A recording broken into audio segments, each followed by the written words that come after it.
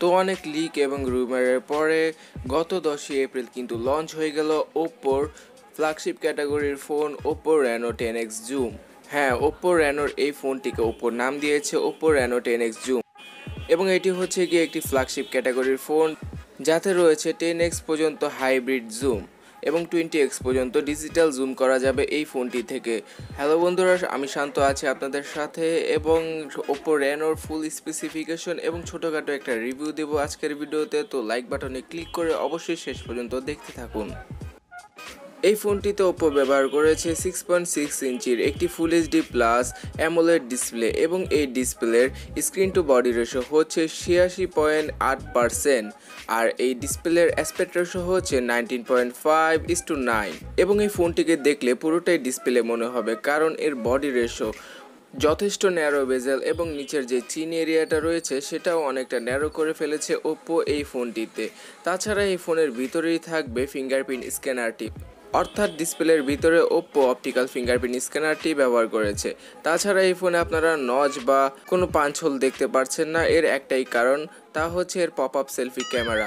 কিন্তু ওপ্পো এটাকে একটা নতুন নাম দিয়েছে এবং নামটি হচ্ছে গিয়ে pop up slide up camera, কারণ এই ক্যামেরাটি ট্রায়াঙ্গেল শেপে এক সাইড দিয়ে পুরোটা স্লাইড হয়ে উপরে ওঠে আবার নিচের দিকে চলে যায় এবং এটি হচ্ছে গিয়ে একটি মোটরাইজ ফাংশনালিটি।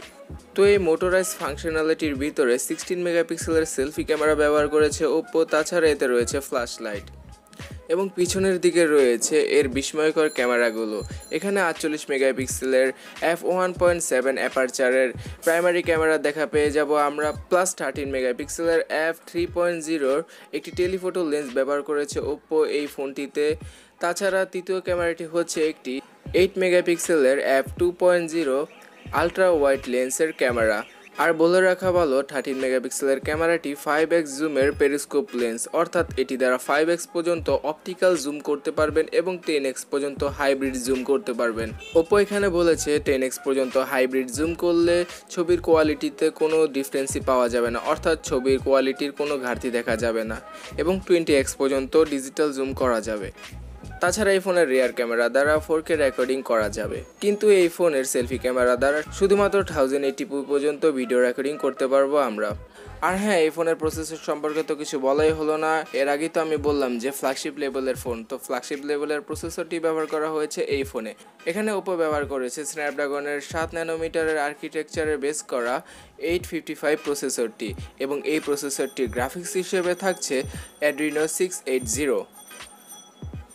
আর এই প্রসেসরটি কিন্তু বর্তমানে অ্যান্ড্রয়েড ফোনের জন্য সবচেয়ে শক্তিশালী প্রসেসর বা এসওসি। তো এবার র্যাম এবং ইন্টারনাল মেমোরি সম্পর্কে কথা বলা যাক। এখানে 3টি ভেরিয়েন্টের ফোন লঞ্চ করেছে ওপ্পো, তার মধ্যে থাকছে 6GB RAM 128GB storage, 6GB RAM 256GB storage এবং 8GB র্যাম 256GB স্টোরেজ। তাছাড়া এই পুরো ফোনটিকে ব্যাটারি ব্যাকআপ দেওয়ার জন্য 4065 মিলিঅ্যাম্পারের ব্যাটারি ব্যবহার করেছে ওপ্পো এবং সবচেয়ে ভালো ব্যবহার হলো ওপ্পোর বুক চার্জিং 3, অর্থাৎ 50 ওয়াটের বুক চার্জ সাপোর্ট করে এই ফোনটি। তাছাড়া এর অপারেটিং সিস্টেম হিসেবে থাকছে অ্যান্ড্রয়েড 9 পাই এবং ওপ্পোর নিজস্ব ColorOS 6 এবং ওপ্পোর ColorOS 6-এও কিন্তু বেশ কিছু পরিবর্তন করেছে ওপ্পো এবং অনেকটা ইউজার ইন্টারফেসকে চেঞ্জ করে ইউজারদের ব্যবহার উপযোগী করে তুলেছে বলে জানিয়েছে ওপ্পো। তাছাড়া এই ফোনের ভিতরে থাকবে USB Type-C পোর্ট, এটা নতুন করে বলার কিছু নেই, তবে এই ফোনে থাকবে না কোনো হেডফোন জ্যাক এবং রেডিও সিস্টেম, অর্থাৎ রেডিওর কোনো অপশন পাবেন না এই ফোনে, আর হেডফোন জ্যাক তো তারা সরিয়ে দিয়েছে। তো যাই হোক, এই ফোনটির ওজন হচ্ছে 210 গ্রাম। এবার আসা যাক যে এই ফোনটি কয়টি কালারে অ্যাভেলেবল। এই ফোনটি এখনও পর্যন্ত 2টি কালারে অ্যাভেলেবল, একটি হচ্ছে ফক্সিন গ্রিন এবং আরেকটি হচ্ছে এক্সট্রিম নাইট ব্ল্যাক। তো পরিশেষে এই ফোনটির মূল্য জানা যাক। এই ফোনটির 6GB এবং 128GB ভেরিয়েন্টটি $600, অর্থাৎ 50,400 টাকার মতো এবং 6GB 256GB ভেরিয়েন্টটি $670, অর্থাৎ 56,280 টাকার মতো এবং 8GB এবং 256GB ইন্টারনাল স্টোরেজের ভেরিয়েন্টটি কিনতে হলে গুনতে হবে $710, অর্থাৎ প্রায় 60,000 টাকার মতো। ওপ্পো রেনো ফোনটি ইউরোপ এবং চায়নার মার্কেটে খুব সম্ভবত 24শে এপ্রিলের দিকে বাজারজাত করা হবে, কিন্তু বাংলাদেশের বাজারে এই ফোনটি কবে আসবে সেটা জানায়নি ওপ্পো। তো পরিশেষে একটি কথা, আপনি যদি এই চ্যানেলটিকে এখনও সাবস্ক্রাইব না করে থাকেন তাহলে সাবস্ক্রাইব করে পাশের বেল আইকনটিতে ক্লিক করে রাখবেন, যাতে করে ভবিষ্যতে এই চ্যানেলের কোনো ভিডিও আপনি মিস না করে যান। তাছাড়া এই ব্যাপারে যদি আপনার কোনো মতামত থাকে অবশ্যই আমাকে নিচে কমেন্ট সেকশনে জানাতে পারেন, এবং এই চারপাশে 4টি ভিডিও দেখতে পারেন, এগুলো আপনার জন্য ইম্পর্টেন্ট হতে পারে। তো এই পর্যন্ত দেখার জন্য আপনাদের অনেক অনেক ধন্যবাদ। দেখা হচ্ছে পরবর্তী ভিডিওতে। টাটা।